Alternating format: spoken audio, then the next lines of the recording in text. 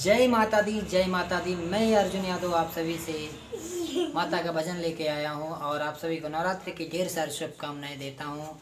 और माता रानी की आप पे सदा सदा सदा कृपया बरसती रहे। आप लोग इसी तरह माता का भजन सुनते रहिए और अच्छे अच्छे कर्म करते रहिए। माता के भजन के साथ आइए। मैं नवरात्रि का भजन आप सभी के समक्ष दे रहा हूँ। यदि आप सभी को अच्छा लगेगा तो प्लीज़ लाइक, चैनल को सब्सक्राइब जरूर करिएगा। नए हैं तो आइए चलते हैं माता के भजन पे।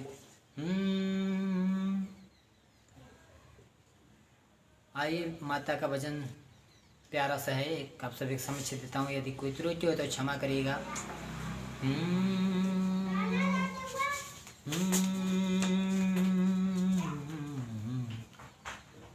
ओम जयंती मंगला काली भद्रकाली कपालिनी दुर्गा क्षमा शिवा धात्री नमस्वदा नमस्तस्यै नमो नमः। बोलिए प्रेम से साची दरबार की जय। बोलिए शेरा वाली मैया की जय। आइए चलते हैं माता के भजन के साथ। आप सब झूमिएगा। यदि आप सभी को अच्छा लगेगा तो लाइक करिएगा, चैनल को सब्सक्राइब करिएगा।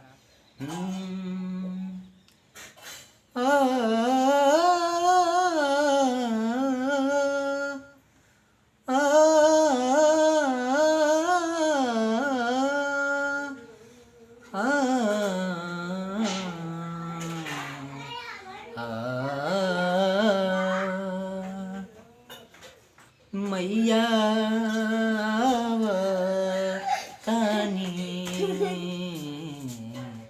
मैया आवतानी हो शेरवा सवारी करके ना ओ मैया आवत बानी हो शेरवा सवारी करके ना। अरे भूल चुक होवे ई कौन न हमसे, भूल चुक होवे नाई कौनो भवानी माई गावतानी गीतिया गोहरावतानी ए देवी माई ना बोलावतानी हे दुर्गा माई ना। निमिया के छैया लगा के झुलुआ झूलतड़ मैया या के झुलुआ। निमिया के छैया लगा के झुलुआ झूलतड़ मैया या के झुलुआ। भैरो भैया संग ही झुलावी सातो माई बैठल बाणी एक झलुआ पे ना हो। कौनो लहरावे वीर बजरंगी, लहरावे वीर बजरंगी माई के ध्वजा लेके हाथ में हो।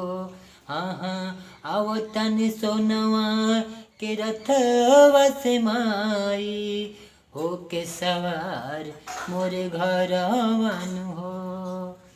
आवतन शेरवा सवारी पे माई भक्त अर्जुन के घरवाना।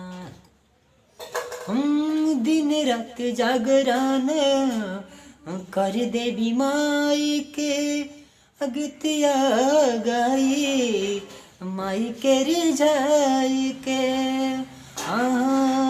अर्जुन सेवकवा रहुए चरनिया नव दिन बैठल गावे सगीतिया गावे चरनिया में देवी माई गीतिया। ऐसो लाल की चुनरिया ओढ़ादा मोरा जिंदगी के स्वर्ग बना दहे देवी माई अवतड़ रथवा सवार, ओ घरे मोरा भगिया जगादान हो। जय माता दी, जय माता दी। मैं अर्जुन यादव आप सभी के समक्ष मैं नवरात्रि का देवी गीत दिया हूँ। माता का आशीर्वाद है जो मैं आप सभी के समक्ष कुछ गा रहा हूँ, कुछ बजा रहा हूँ। यदि आप सभी को अच्छा लगा हो तो लाइक, चैनल को सब्सक्राइब करिएगा। यह गीत जो मेरे माइंड और मेरे दिमाग में आया मैं वही आप सभी के समक्ष दिया हूँ। यदि आप सभी को अच्छा लगा हो तो चैनल को लाइक, सब्सक्राइब जरूर करिएगा। जय माता दी, जय माता दी। मिलते हैं किसी और गीत के साथ। जय माता दी।